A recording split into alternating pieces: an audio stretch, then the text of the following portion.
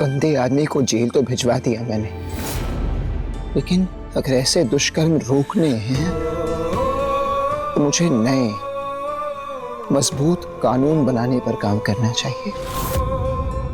ऐसे कानून कि अगर कोई इंसान ऐसा कुछ करने की सोचे भी तो सजा के बारे में सोचकर उसकी रूह कांप जाए। ऐसा कभी किसी के साथ नहीं होना चाहिए।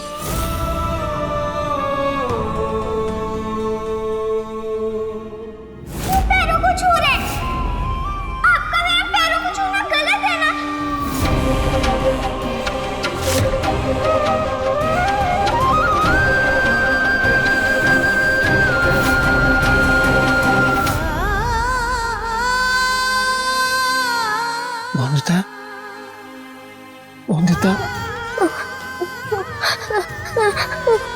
वंदिता, शांत हो जाओ। मैं हूँ वंदिता, तुम्हारे बिस्तरा बाबू तुम्हारे साथ है। वंदिता, हाथ पकड़ो, हाथ पकड़ो। गहरी सांस लो वंदिता, गहरी सांस लो।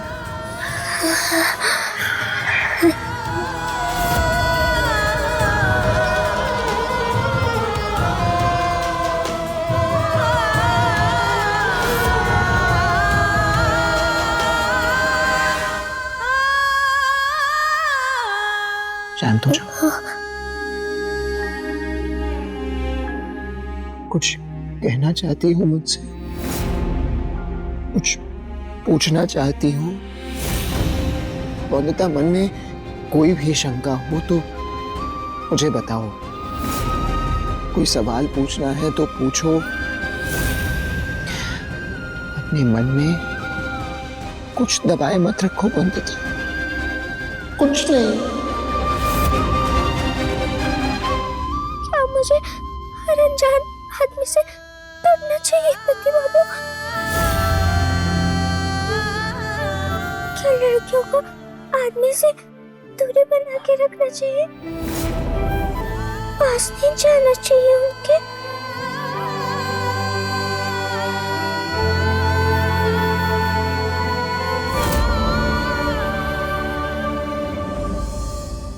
नहीं वंदिता, बिल्कुल नहीं। किसी आदमी से डरने की कोई जरूरत नहीं। अपने मन में कोई झिझक रखने की कोई जरूरत नहीं वंदिता। डरना तो उन्हें चाहिए जो ऐसा गंदा काम करते हैं। डरना तो उन्हें चाहिए जो गलत करते हैं। तुम्हें डरने की कोई जरूरत नहीं वंदिता। वंदिता, आज जिस तरह तुमने उस गंदे आदमी का सच सबके सामने लाया, उन्होंने छुआ था मुझे। अपमान नहीं, अपमान होना चाहिए आपका। बहुत बुरे आदमी हैं और आपका छूना भी बुरा था। बहुत हिम्मत चाहिए उसके लिए, और मैं बहुत खुश हूं कि तुमने वो हिम्मत दिखाई वंदिता। वरना लड़कियां सच कहाँ कह पाती हैं वंदिता। समाज के डर से अन्याय के विरुद्ध आवाज नहीं उठाती, और इसी डर का फायदा उस आदमी जैसे गंदे आदमी उठाते हैं वंदिता। इसीलिए वंदिता, डरने की कोई जरूरत नहीं। आवाज उठानी चाहिए, सच बोलना चाहिए, साहस दिखाना चाहिए, बिल्कुल वैसे जैसे आज तुमने दिखाया वंदिता। बहुत बहुत साहसी हो तुम वंदिता, और समाज को तुम जैसे लड़कियों की जरूरत है। हर लड़की को तुम्हारे जैसे बनना चाहिए, साहस दिखाना चाहिए, हिम्मत दिखानी चाहिए, अन्याय के विरुद्ध आवाज उठानी चाहिए। और अगर कभी किसी के साथ ऐसा हो तो उसके माता पिता, उसके परिवार को उसका साथ देना चाहिए, उस पर विश्वास करना चाहिए।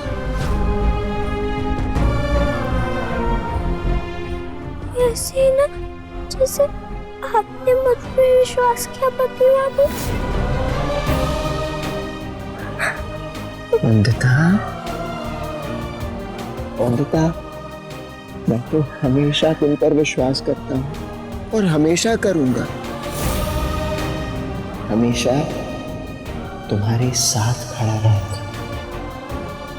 कभी तुम्हारा साथ नहीं छोड़ूंगा, कभी नहीं। जो भी हुआ बहुत गलत हुआ। सब होना नहीं चाहिए था हमारी बहू के साथ। सपने में भी नहीं सोच सकते थे कि वो ठाकुर इतना नीच और घटिया आदमी निकलेगा कि हमारी बहू पे गंदी नजर डालेगा। अरे जानते ना, उसके पांव भी अपनी हवेली में ना पड़ने देते। मन तो कर रहा था कि उसकी आंख नोच ले बिहारी।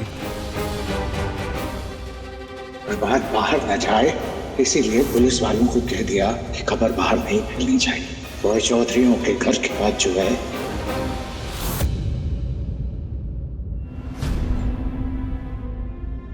बिहारी, रस्म तो ये थी ना कि अनिरुद्ध हमारी बहू बौंदिता के साथ आज की रात गृहस्थ आश्रम के एक नए अध्याय में प्रवेश करे ना।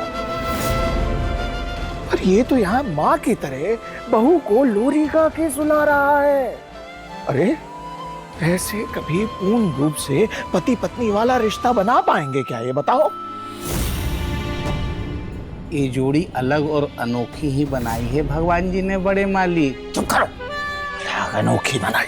अरे हम करेंगे क्या इस अनोखी जोड़ी का? अब तो बस हमारी बहू बौंदिता का ही सहारा है कि वो हमें दिया हुआ अपना वादा पूरा करके मना ले अनिरुद्ध को इन रस्मों के लिए।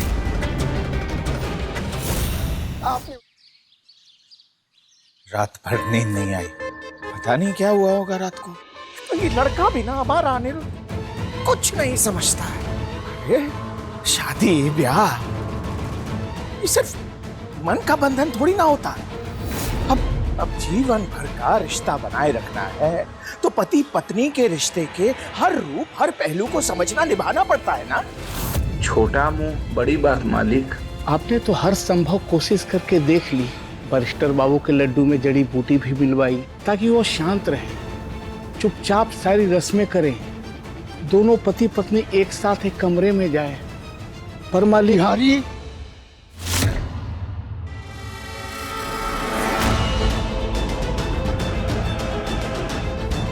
बिहारी तुम। अनिरुद्ध, बेवजह बिहारी के ऊपर गुस्सा होने की कोई जरूरत नहीं है।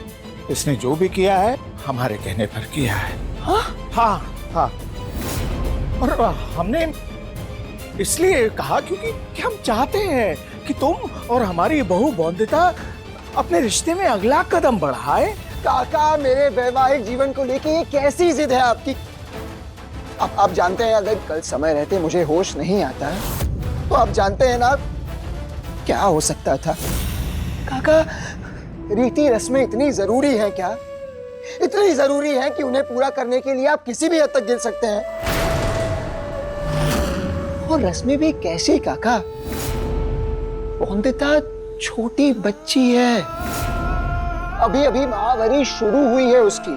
थोड़ा बहुत समझ रही है वो कि उसके शरीर में कैसे बदलाव आ रहे हैं, थोड़ा जान रही है वो कि वो बड़ी हो रही है।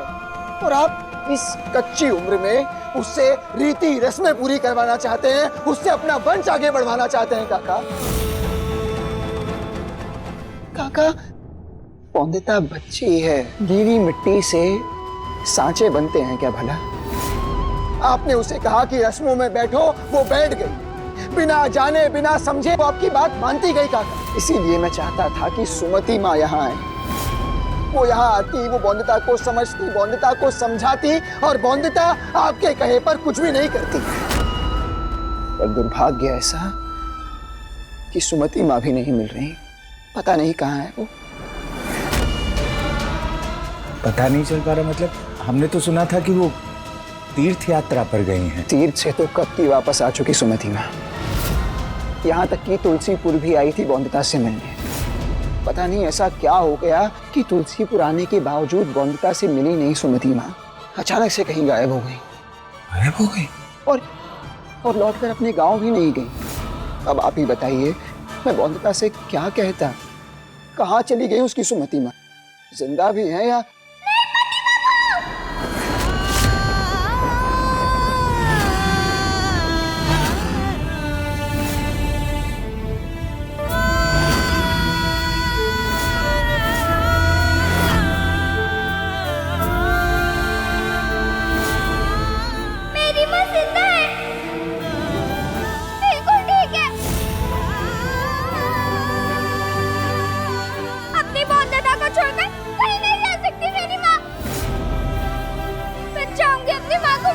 पति बाबू, मैं जाकर आवाज दूंगी उसे।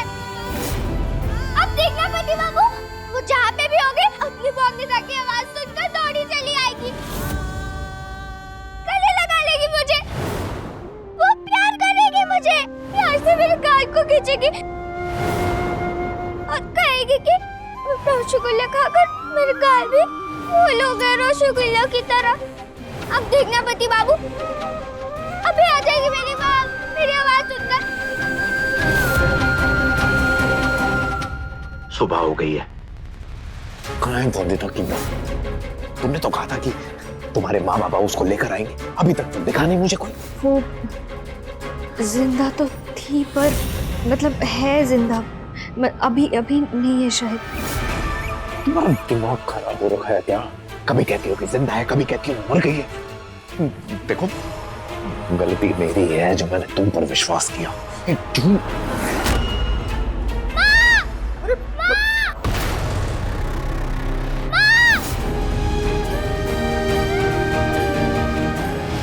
माँ, बॉन्दिता बॉन्दिता बॉन्दिता बॉन्दिता,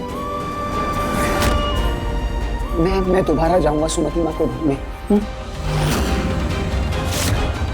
तुम जानती हो मैंने पुलिस में रिपोर्ट लिखवाई है, अखबार में खबर छपवाई है उनकी तस्वीर के साथ। इसीलिए बॉन्दिता कुछ समय सब्र करो, उनकी खबर बहुत जल्दी आ जाएगी। सिर्फ खबर आएगी, पर माँ नहीं आई तो? इसलिए मुझे माँ को ढूंढना है, मुझे जाना है पति बाबू, मेरी आवाज सुनकर ही वो आएगी। गाँव में भी जब हम आँख में छोले खेलते थे और जब मैं माँ को ढूंढ नहीं पाती थी तो उसे आवाज देती थी, अब मेरी आवाज सुनकर हमेशा बाहर आ जाती थी मेरी माँ। आज भी आएगी माँ। बॉन्दिता ठीक है, हम सुमति माँ को ढूंढने जाएंगे।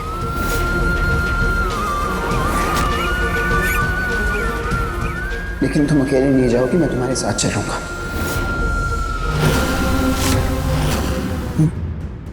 चलो।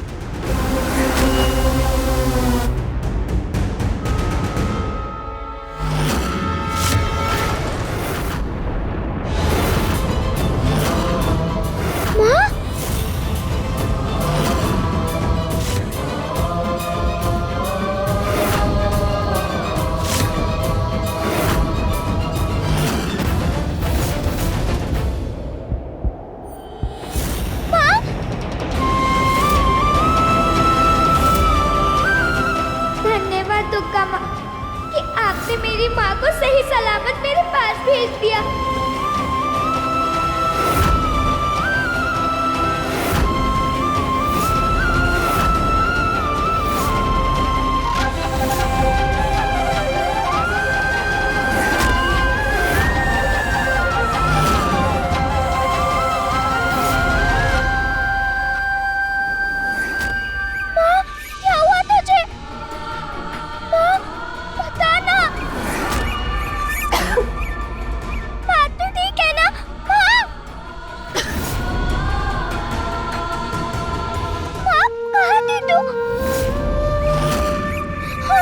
बिहारी, पानी।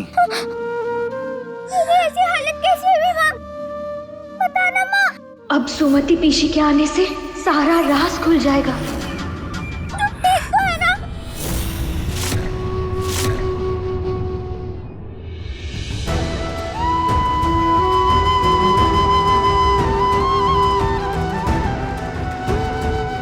देख तेरी बॉन्दिता तेरे सामने बात नहीं करेगी मुझसे।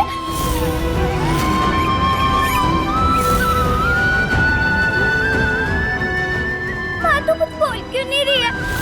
सुमति माँ कुछ बोलिए ना, चुप क्यों हैं आप? माँ,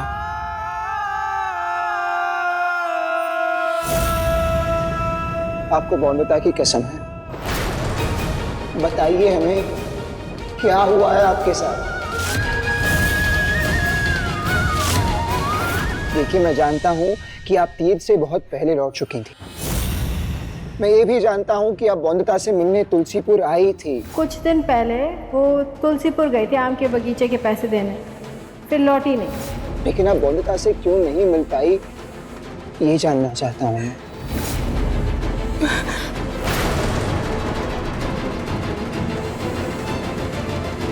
क्या हुआ था आपके साथ?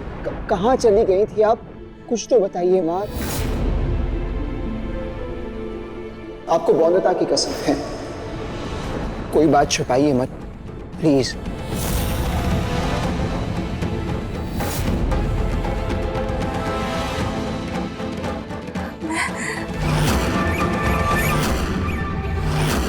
मैं जब तुलसीपुर आ रही थी तब रास्ते में एक दुर्घटना घटी मेरे साथ।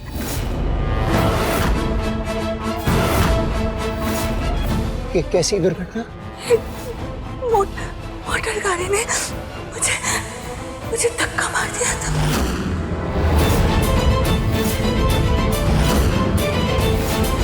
सुमति, वहाँ तुलसीपुर में हुआ था ये यहाँ बहुत लोगों के पास गाड़ी नहीं है। आपको गाड़ी का रंग याद है? कौन चला रहा था ये पता है क्या आपको? कुछ याद है आपको?